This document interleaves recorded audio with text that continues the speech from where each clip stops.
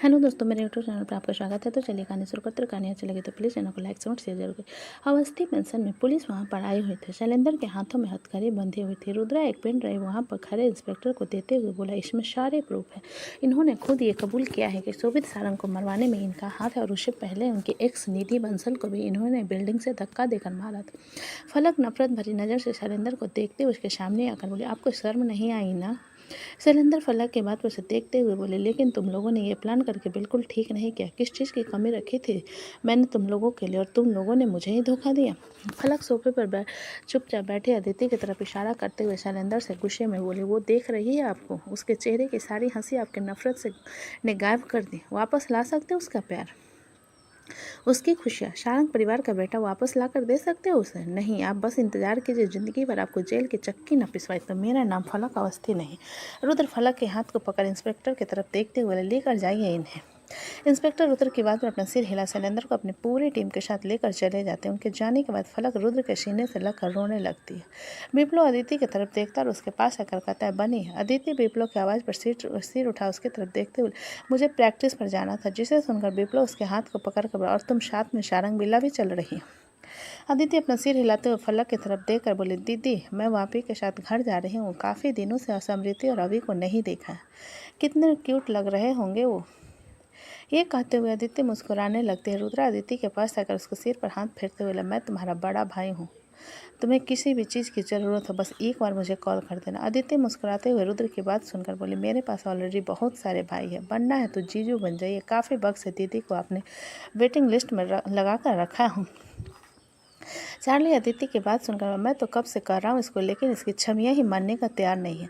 अदिति अपने होठों पर उंगली रखते हुए चार्ली से बोली, शुश, ऐसी गंदी बातें नहीं करते वरना मुझ जैसे लोग बिगड़ जाते हैं। विप्लव अदिति की बात सुनकर, तुम्हारी नौटंकी कभी खत्म नहीं होती। चलो घर चलते हैं, घर में सब तुम्हें देखकर बहुत खुश होंगे। अदिति विप्लव के बाद अपना सिर हिलाते हुए रुद्र की तरफ देखकर बोली, एक बार मेरे आइडिया के बारे में ज़रूर सोचा ना, मैं बुरे आइडिया नहीं देती। रुद्र फलक के बालों पर हाथ फेरते हुए अदिति की बात पर अपना सिर हिला देता है तो अदिति विप्लव के साथ वहाँ से चली जाती है। अदिति के जाने के बाद फलक रुद्रा से होकर उसे देखते हुए बोले, थैंक यू हेल्प करने के लिए। रुद्रा अपना सिर नहीं में हिलाकर बोला, वैसे हम दोनों की लव स्टोरी में बहुत ससुर विलन था, हम लोगों ने उसे जेल भिजवा दिया। अब कोई नहीं है और साली ने काफ़ी अच्छा आइडिया दिया है तो सोच रहा था हम दोनों के हाथ पीले ही करवा लूँ। जिसे सुनकर फलक रुद्र की तरफ देखते हुए, क्या तुम कुछ वक्त रुक नहीं सकते? रुद्रा अपना सिर हिलाते हुए, मैं रुक सकता हूँ, मुझे कोई दिक्कत नहीं है। चार्ली उन दोनों की बात सुनकर बोला, तुम दोनों नहीं कर रहे हो तो मुझे काहे को मारा मरवा रहे हो भाई? चलो ना बात कर लेते हैं। फलक चार्ली की बात पर उसकी तरफ देखते हुए बोला, तुम किसे पसंद करते हो और तुम्हें कौन पसंद करती है? चार्ली अपनी गर्दन में नहीं में हिलाकर बोला, मेरी बात छोड़ो, मुझे तो जो लड़की भाव दे दे मैं उसी को पसंद करता हूँ, लेकिन एक परमानेंट भी तो चाहिए ना, जिसको बीबी का टाइटल देते हैं।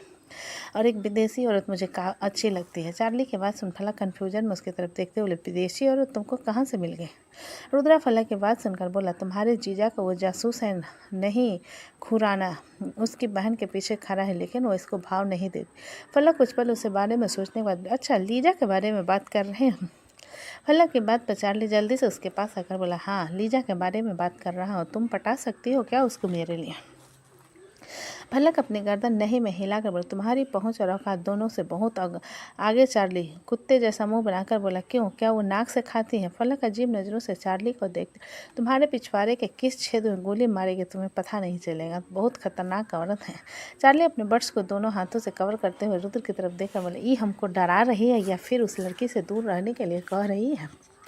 जिसे सुनकर फलक 2 मिनट आंखें टिमटिमाने के बाद चार्ली से बोले, आइडिया जल्दी बताओ क्या आइडिया है? चार्ली ने एक्साइटेड होकर पूछा, जिसके जवाब में फलक उसे देखते हुए, उसका भाई शादी करने वाला था। वो तो हमको पता है, आगे बोलो, चार्ली ने रिलैक्स टोन में कहा। जिसे सुनकर फलक आगे बोले, अरे खर्चा काहे बढ़ाओगे, वहीं पर लेकर आ जाना 1-2 हज़ार का रिंग और पहना देना, और गोली मार दिया तो?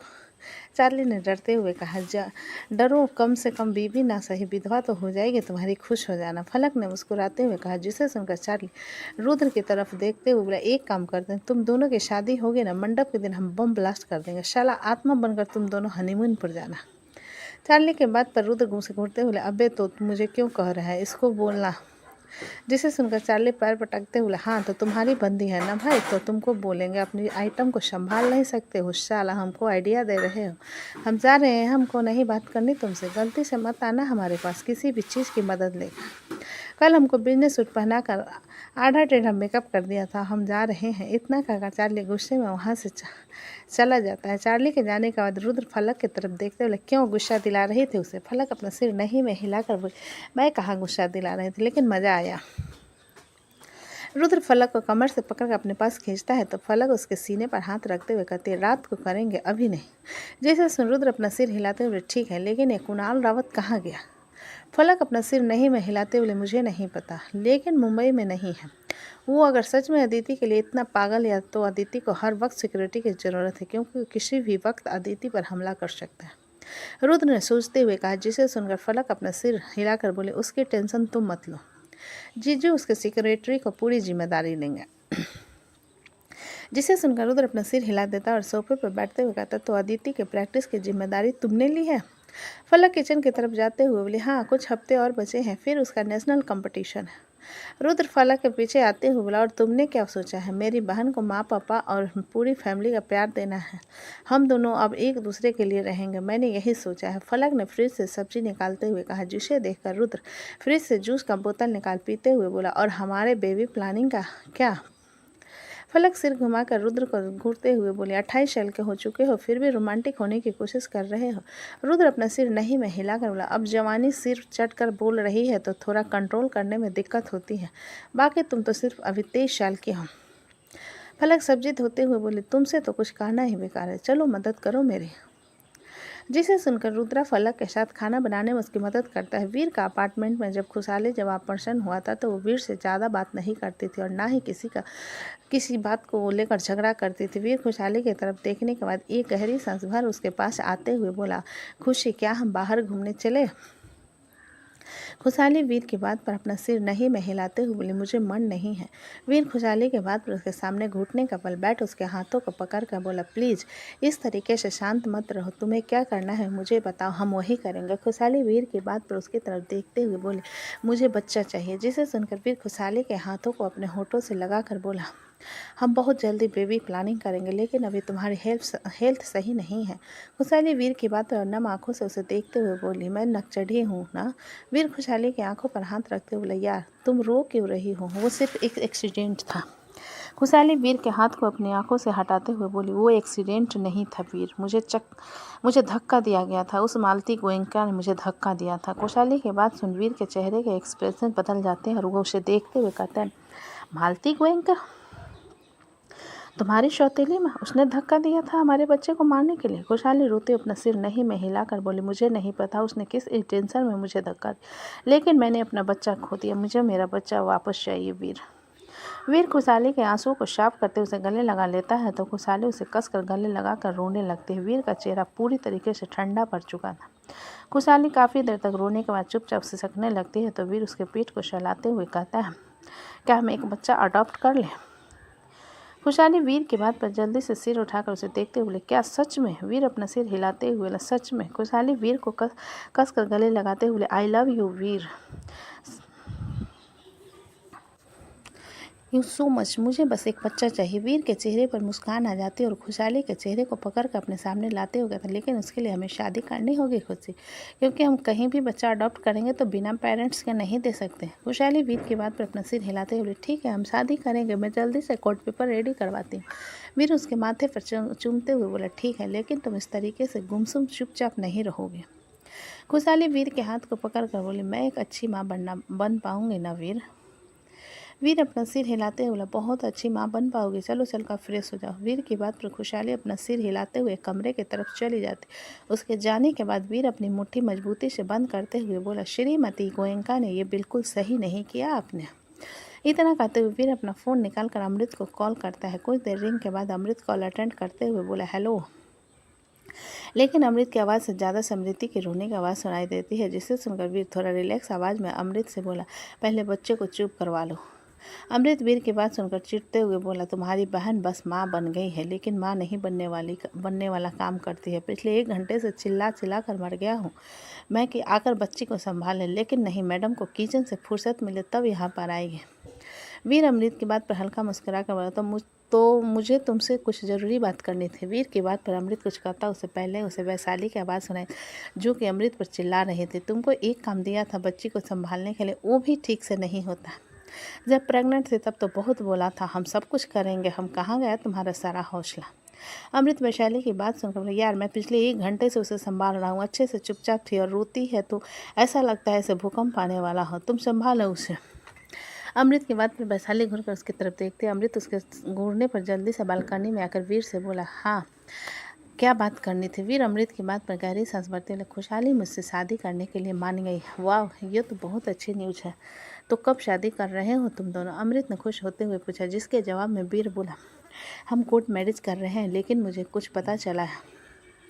वीर की आवाज़ में सीरियस ने इसको भांप कर अमृत भी सीरियस होकर बोला, क्या हुआ वीर? खुशहाली को जिसने सीढ़ियों से धक्का दिया था उसकी सौतेली माँ मालती गोयनका है, और ये बात खुद मुझे खुशहाली ने बताई है, वीर ने जवाब दिया, जिसे सुनकर अमृत कुछ पल शांत रहकर बोला, मुझे लगता है कि तुम्हें कंप्लेंट करना चाहिए, हाफ मर्डर के केस में अच्छे से जेल जाएगी। वीर अमृत की बात पर बोला, मैं भी यही सोच रहा था। बहुत उड़ा लिया खुशहाली के, उसे सौतेली माने अब उसके पंख काटने की बारी आ गई है। जिसे सुनकर अमृत अपना सिर हिलाते हुए बोला, तो ठीक है, कुछ देर बाद ऑफिस में मिलते हैं। वीर ओके कहकर कॉल कट कर देता है। शारंग विला में अदिति और विप्लो लिविंग रूम में बैठे हुए थे और सब लोग अदिति को देखकर बहुत ज़्यादा खुश थे कि वो वापस घर आ गई है। इधर वैदिक के कमरे में महक वैदिक के लिए गर्म सूप लेकर आती है। वहाँ पर नीलिमा में वैदिक के लिए ब्रेकफास्ट लाते हुए कहती है, तुम खुद को बहुत बड़े राजा समझते हो क्या वैदिक? सब वहाँ नीचे नाश्ता कर रहे हैं और तुम्हारे अलग से चाहिए।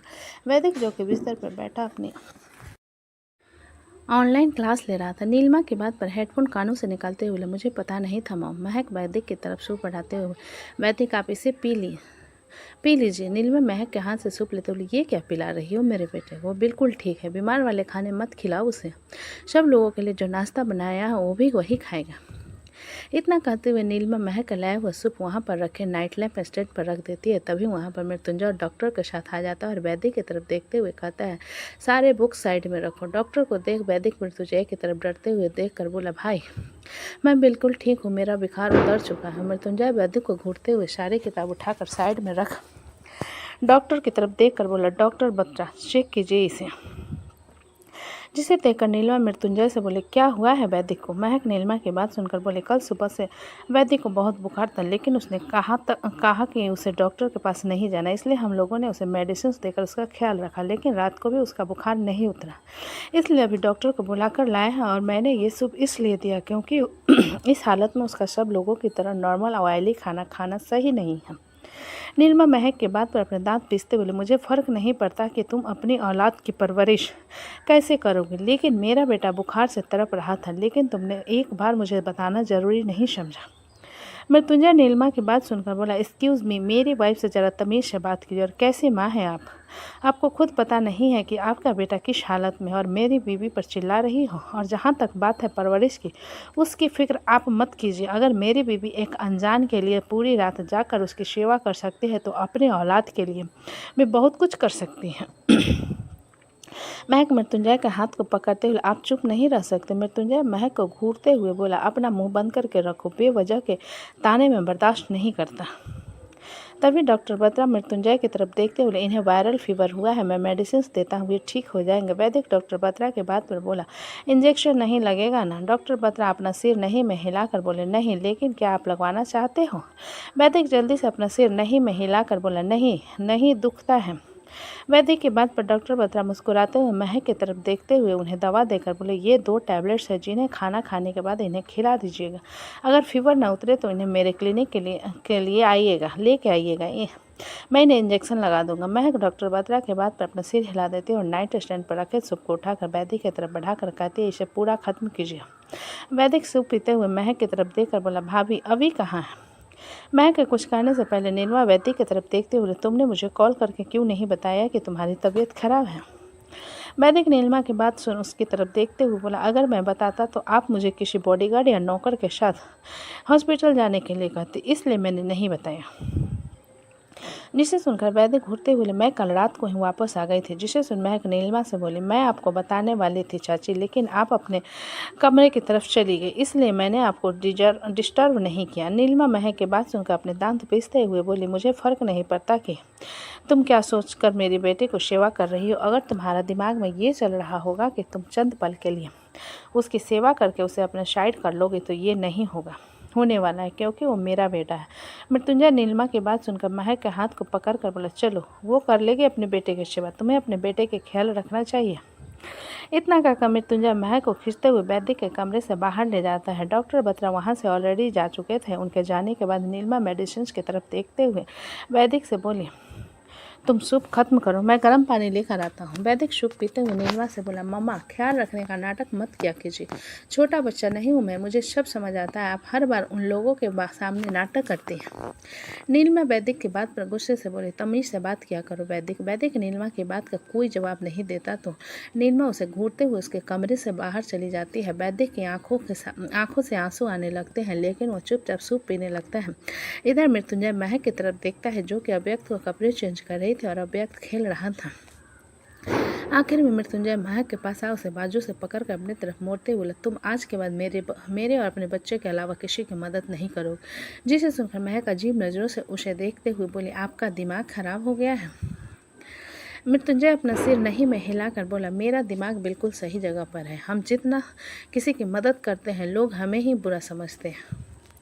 महक अव्यक्त को कपड़ा पहनाने के बाद अपनी गोद में उठा कमरे से बाहर जाते हुए बोले, आप गुस्से में हो, चलिए नाश्ता कर लीजिए। मृत्युंजय महक को कमर से पकड़कर अपने पास खींचता है तो अव्यक्त मृत्युंजय को घूरने लगता है। तो दोस्तों, कहानी कैसी लगी मुझे कमेंट में लिखें। अच्छी लगे तो प्लीज़ चैनल को लाइक करें, सब्सक्राइब करें और ज़्यादा से ज़्यादा शेयर करें। कहानी को पूरा सुनने के लिए धन्यवाद।